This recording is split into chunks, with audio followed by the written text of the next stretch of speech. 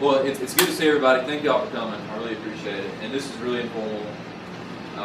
So anytime you have a question, just ask it. Oh, there we go. Bring in the good stuff. They should be here. That's where they should be. Here, I'll go ahead.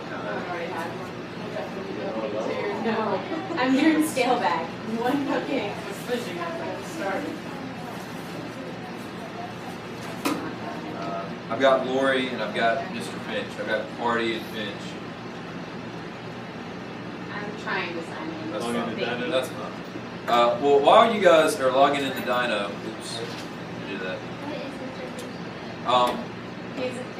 We'll go ahead and get started. Interactive slide lecture is kind of a fancy sounding term for something that's actually, in theory, is pretty simple. It's just a lecture with built-in interactive components. That's the most basic definition. And so, let me say first off, I don't consider myself good at this. I consider myself somebody who for 5 years has been working at getting better. The master at this, the guy who taught me this was Mac Matthews, which some of you know Mac. Mac was awesome at interactive slide lectures. I mean, he would lecture, and like 90 minutes would go by, you wouldn't even realize it was a lecture, and you just learned a whole bunch. And so he was really good at it. So I interned with him, and so he kind of passed it on to me. These laptops that we have and DyKnow really make it work well. And without the laptops and without DyKnow, it would be really hard to do interactive slide lecture. So when anybody ever asks me, well, how do you guys use interactive slide, or how do you guys use your laptops? This is one thing I always say, that this would be impossible without every student having a laptop and then DyKnow on top of that. And so I think you'll see that today. As a general rule of thumb, and really you can use this for even basic lectures, but for interactive slide lecture, I try to remember, talk 10 minutes. If you get to 10 minutes, at the 10-minute mark, students need to do something. Because after 10 minutes, people's attention spans start to go away. So as a general rule of thumb, 5 to 10 minutes of teacher talking, and then the students need to do something with the information that you've been showing them or talking about. Some benefits, it gives you lots of opportunities for formative assessment. Formative assessment is the informal type assessment that you take just while you're teaching. Maybe you look at a screen, and it kind of tells you, and it gives you a gauge on how well students are getting the information. So instead of just talking for 90 minutes and hoping they got it, you're talking for 10 minutes and seeing some kind of work that they're doing to see if they're understanding or not. In history, it builds critical thinking skills about maps, images, charts, and that can be applied to other disciplines too. But and Mr. Finch knows this as well. In history, we're really trying to move towards, I'll use the old cliche. I don't want to give you a fish every day. I want to teach you how to fish every day. So when you leave my class, you can look at history and use it for yourself, and not have to have a teacher showing you how to use history.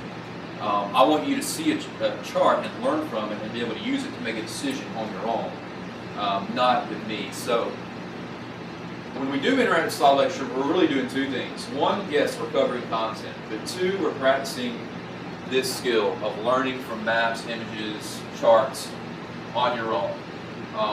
So anyway, and then generally, I just think it's a more engaging, organic way to lecture, and I think you'll see that. It's not just teach. It's not stand and deliver. Really, interactive slide lecture done right, the students are coming up with all the information themselves. And so,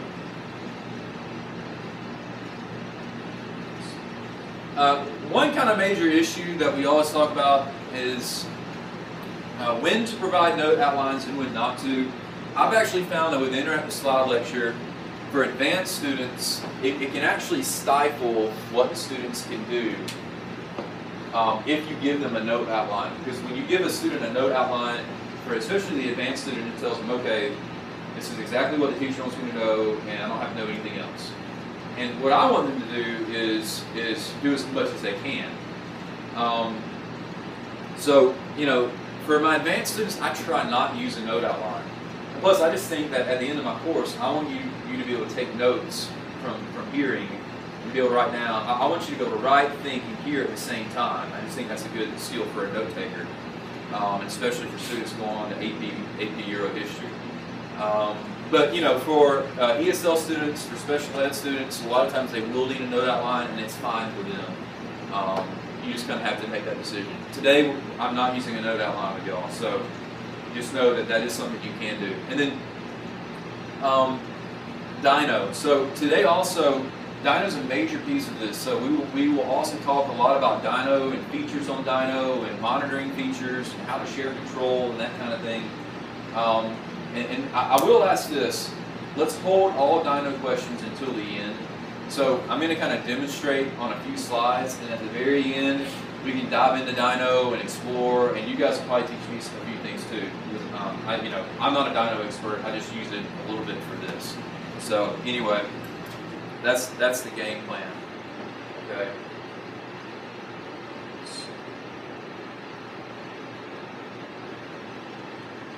Okay, so with Interactive Slide Lecture, I really love using maps, charts, outlines, and since students have laptops, and when you use DyKnow, it sends them the image directly to their screen. So you don't have to worry about can they see the projector, you don't have to, are the lights on or off, they don't have to squint and see the words. They can lean in close to their computer screen and actually look at it and touch it and feel it, and it's right there, and that's important. And so, with each slide, and if you look at my objectives that I have on this sheet, now students don't have this. I wouldn't give this to students. I wouldn't give this to students. Okay, but this is what I have in my brain. So for each slide, there are 4 to 5 objectives that I want to achieve with that slide. And so I know that before we move on, we're going to point out these 4 or 5 things about that slide. I also have a question script. Once you do it for a while, you kind of know the questions, so you don't have to look at it much anymore, but that's also there too. So I'm just going to kind of treat you guys like you're students in my class. I'm going to ask you some really elementary questions, but I'd really appreciate you guys just kind of play along and answer the questions, even if they're really simple, okay? So for my advanced students, the question that I love starting out with, because it's open-ended and it just leaves them plenty of room to be creative. The question I always like to start with is, okay, with this map, what do you see? And it doesn't have to be anything crazy or complex, just what do you see? You want us to play along? Yes. Europe. Okay, so very good. How did you know that was Europe, Lori? From my previous studies. Okay, so you've already learned it. Can anybody read us the map title? Mr. Finch? World War I. Very good. That's the map title, and so you would know that it was Europe from your previous studies, and you'd also know from looking at the map title. Very good. What else is in that map title, though? The battles. Okay. You see dates too. All right. What dates do you see? 1914 to 1918. Very good. And the end. Very good. That is the beginning and the end of World War I. So everyone highlight that date, 1914 to 1918. So use your highlighter. Highlight that date, 1914 to 1918. This is the beginning and the end of World War I. World War I began in 1914. It ended in 1918. Okay, so let's pause there. So that was one of my objectives. So instead of having a bulleted point that I'm just going to read to students, World War I began, they came up with it on their own, just by looking at a map, or just by looking at information. What I would encourage students to do, and I give students 2 options. Either you can take notes in your private notes. If you don't like taking notes in private notes, you can have paper to write notes on along beside your laptop. So if you guys were students, I would actually encourage you to say, okay, not only highlight it, but let's go in our private notes, let's make a note, okay? So let's make a note, 1914, 1918, that is the beginning and end of World War I. That is the beginning and the end of World War I. And you can insert a text box in your private notes, or you can use your stylus. 1914 to 1918, that is the beginning and the end of World War I. Teacher to teacher, the thing I struggle with most is giving enough time for students to write. Because I'm thinking of questions, I get excited, I just start rolling. And kids are like, so I have to remember to slow down. Okay, so 1914 to 1918, beginning and the end of World War I. what are some other things that we see in that map key, in that map legend? Like different colors. All right, so yeah, you see some colors, okay? What are the different colors? Purple, orange, and green. All right, so let's look at the purple. What does purple mean on this map? The Allies. The Allies, of course, okay? So the purple countries are Allied countries, okay? Take your purple highlighter, so let's take our highlighter and change it to purple. And let's highlight all the names of the Allied countries. So let's highlight all the names of the Allied countries.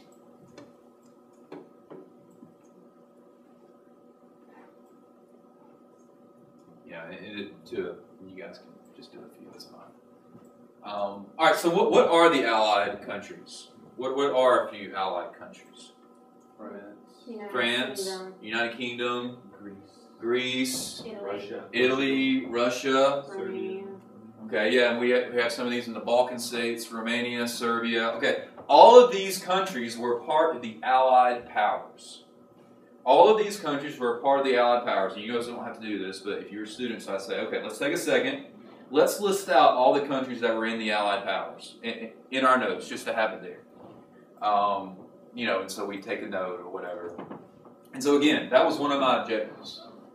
So I didn't have to have a bulleted list of the, these countries were the Allied powers. And, class, copy this down. They come up with it on their own. So it's more organic, and students feel like, oh, I did this myself.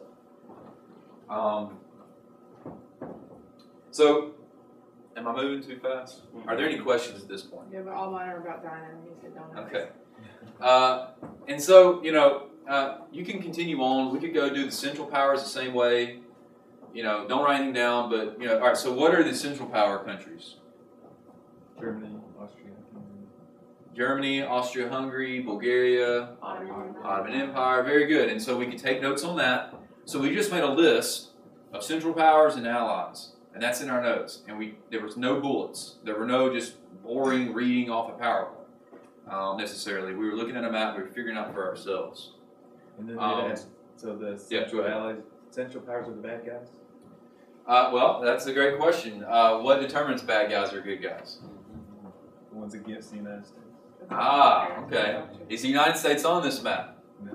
No. So is there any way for us to tell whether they're allies or central powers right now? No, there's not. But if you know your history... Yes, there is. It says 1917, United States joins the Allies and enters the war. Very good. There is a call-out box. Thank you, Lynette. There it is. So that's an example of like, you would never make a bullet point saying that if you were just doing traditional notes. But because you're giving students access to all the information, they're able to say that for themselves, And while that's not an objective, I would never, that's not necessarily something I want to point out by that. Steve did find it interesting, and it gave him this space to be creative and say that and share it with the other classmates. So these objectives are a minimum. Hopefully, in a good interactive slide lecture, students are bringing up much more than just your minimum objectives. Okay, that was good. Well, I mean, what date is this map showing? 1914, 1918. So things could be much different then than they are today. We don't have Ottoman Empire either. You're just being smart, Yeah. And so, all right, so let's think about the interactive things you guys have already done. What interactive things have you guys already done with the notes?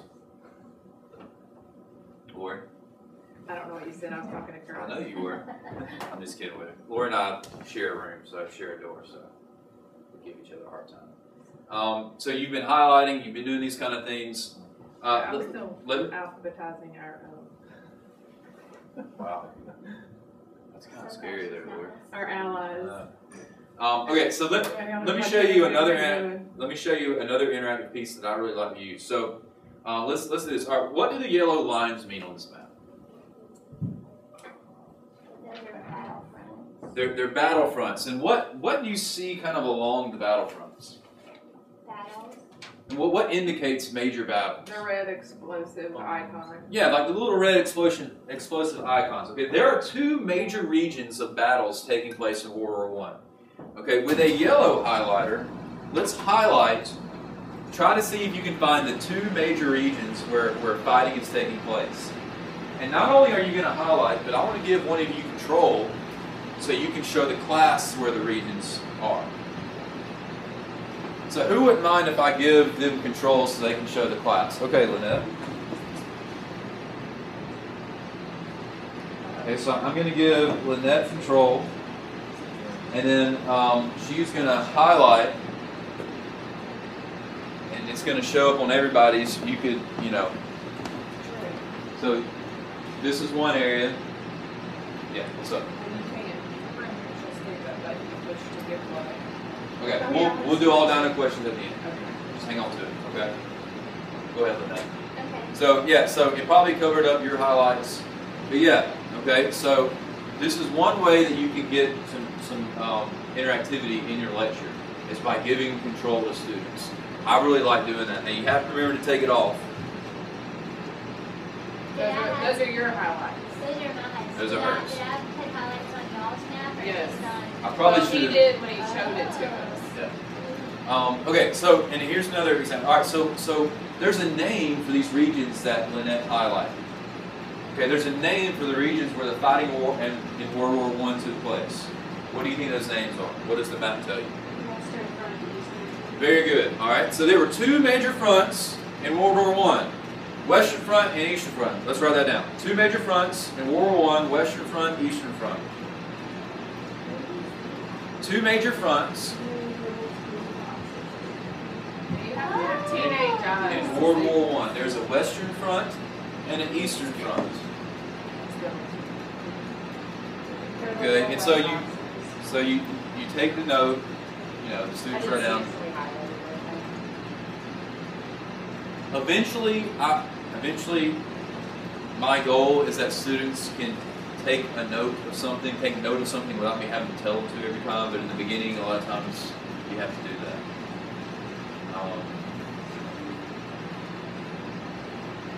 And so that was another objective. You know, one of my objectives: identify the major areas of conflict: Western Front and Eastern Front. So let's do one more of these objectives. All right, so everybody find Germany. Put your finger on Germany. Okay? By looking at this map, what do you notice about Germany as far as their alliance, and then so the Central Powers, and then the Allies, as far as where the Allies are positioned? The Central Powers are in the middle. The Allies are. Yeah, I mean, check that out. Germany, Austria-Hungary, Central Powers are almost completely surrounded by the Allies. Okay, let's make some educated guesses here. How might that make Germany feel towards the Allies? Hostile. They're surrounded by the enemy, so to speak. What kind of feelings might this create within the German government? The German people? Paranoia. On both sides. Paranoia. We're surrounded. We've got to defend ourselves. We've got to prepare. Yeah. And that would come back in, that would be more important later on in the lecture, but we're not going to get to that. But that was another objective.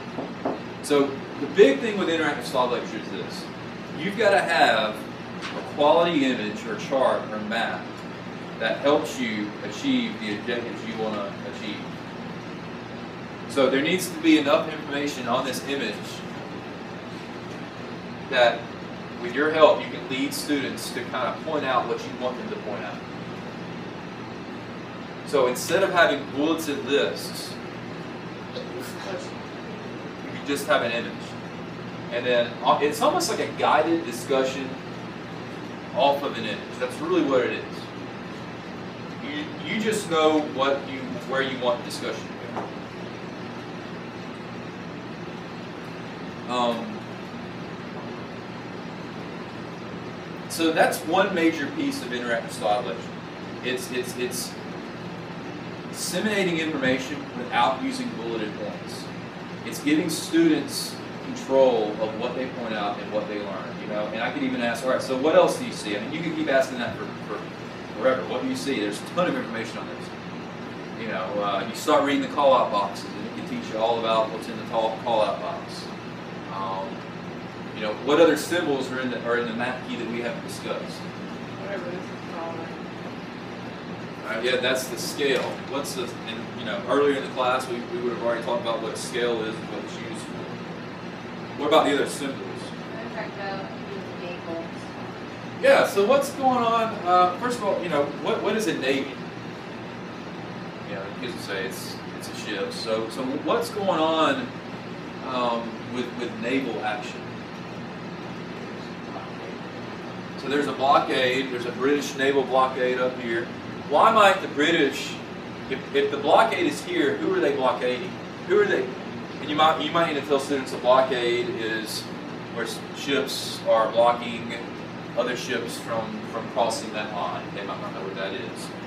But why might the British set a blockade here? Yeah, look, if there's a blockade here, there's no way for Germany to get their supplies.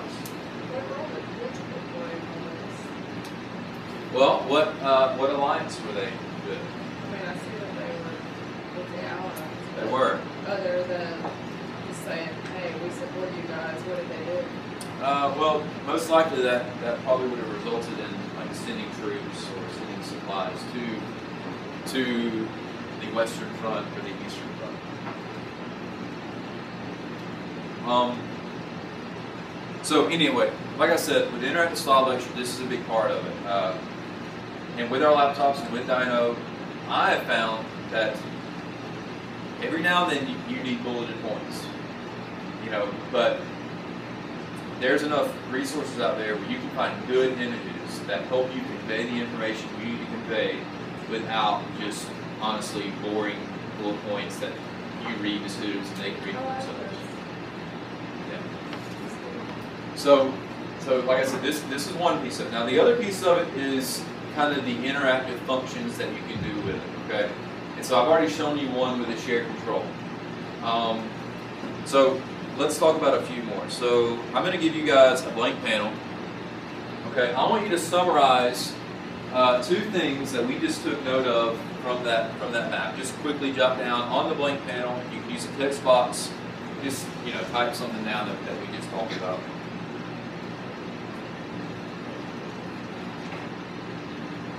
So now this would be your formative assessment. This would be when you're walking around the room, you're checking to see what students are saying. And it's not necessarily, you're not going to take this up necessarily. You could if you wanted to, but you're just seeing who's got it and who doesn't.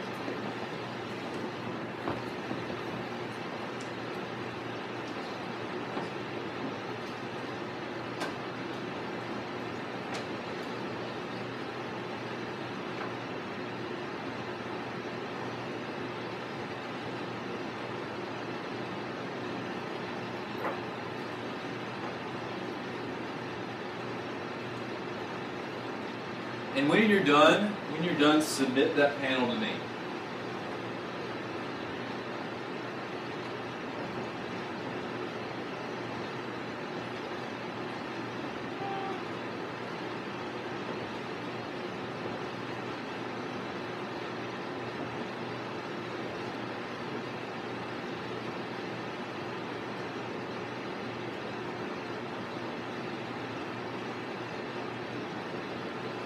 If you don't know how to submit the panel, I can come around and show you.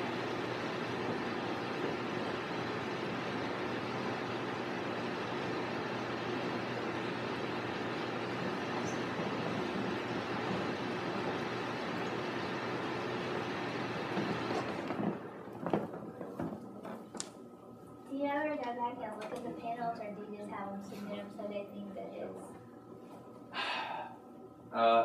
It's a great way for students to think, oh wow, I really need to do this. He's going to go back and look at it. Most of the time I don't go back and look at it. But you could. Go ahead. When I use it in my classroom, that's how they do their bell work, and they would turn it in, so I would take it home electronically, grade it electronically, and then when I returned to campus, I would send them all back.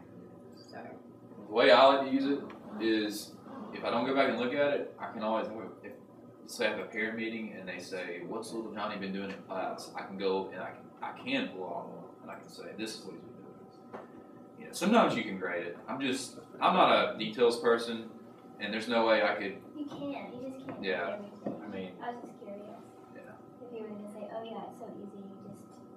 Yeah. it is pretty easy because you just save it to your P drives. Like when I would get home and was watching TV, I mean, I'd have like 3 problems for bell work.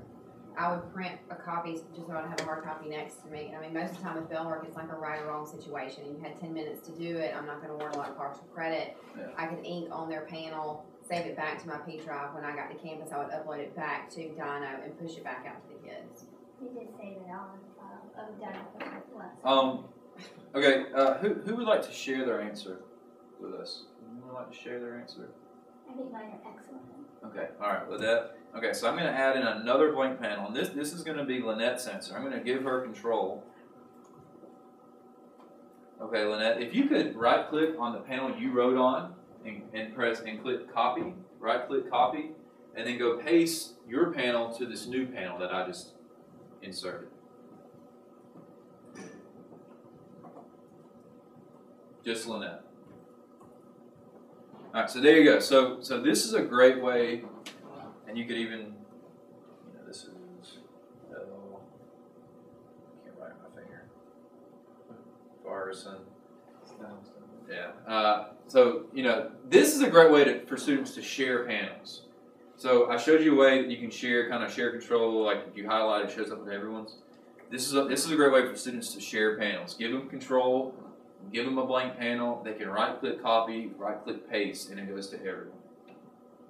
So that's kind of another interactive, collaborative feature that I like to use. One more that I like to show you, and this is one of my favorites, especially especially for my visual students, is instead of asking students to write something, what I'll do is I'll insert a shape or a text, not a text box. I'll insert a box type thing, and I'll say, okay, in the box, create a bumper sticker that would reflect the feelings of the Germans being surrounded. Just think about the bumper stickers you've seen, and I would kind of help my students early in the year know what this means. But this is one that Mac always used. So it could be a short little saying, it could be a simple little drawing that illustrates the feelings of and how were the Germans feeling? During World War I, we talked about how they were being surrounded by who? The Allies, and how that caused them to be paranoid, and how it caused them to be worried. So one thing you guys don't actually have to do this, but I call it a bumper sticker. And it gives students who like to draw and kind of like to express themselves in that way just another outlet other than just writing. And you can do the same thing with this. They can submit it, or you can share it to everyone. I like to share them. Make love, not war. So that'd be a good bumper sticker. 50 years early. Or you're the peace-loving person in Germany that's about to get kicked out in a few years. I'd already been picked off. So, a couple of other things, and again, probably a lot of this stuff is stuff that you all use a good bit. But if not, maybe it'll show you something new. I really like using the poll feature.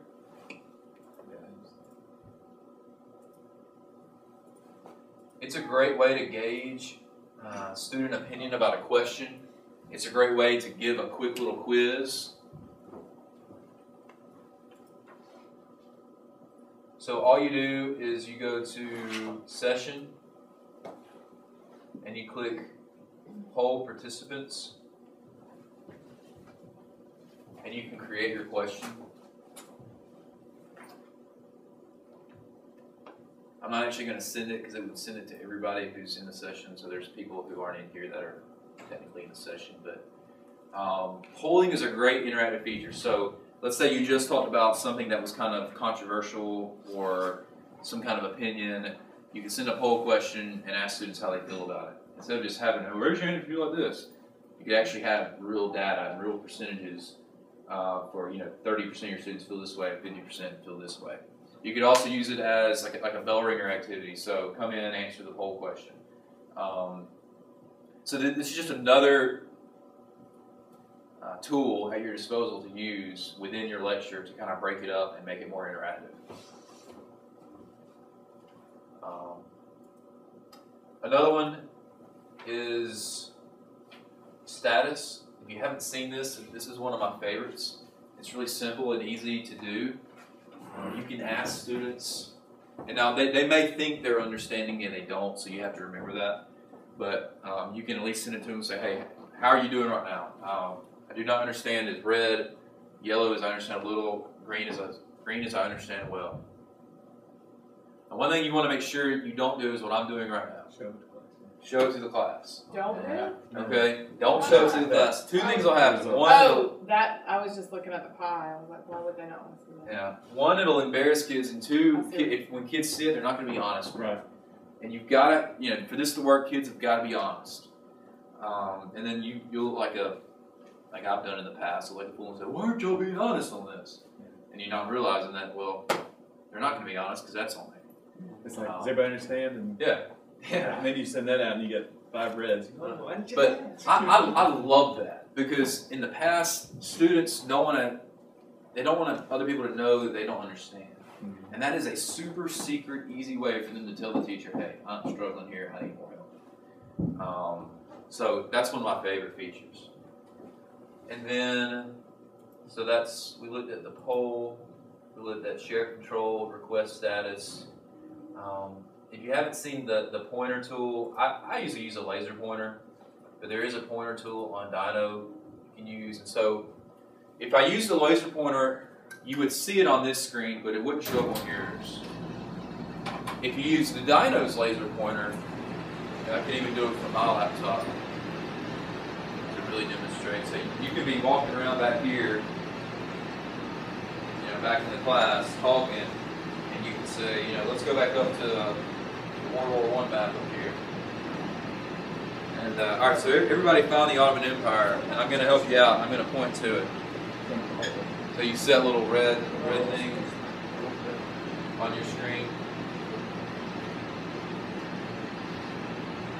So it shows up on everyone's computer. So you just tap it in. It's Just tap. And then a few more, and then we can ask a lot of questions. You know, one thing I haven't played with is broadcast screen. that's good. I use that a Do you lot in use the that? math classroom Yeah. for kids that like were solving a problem because it broadcasts their screen live. So if I say, hold on, they'll start, and I'll put their screen up as they're writing on their screen.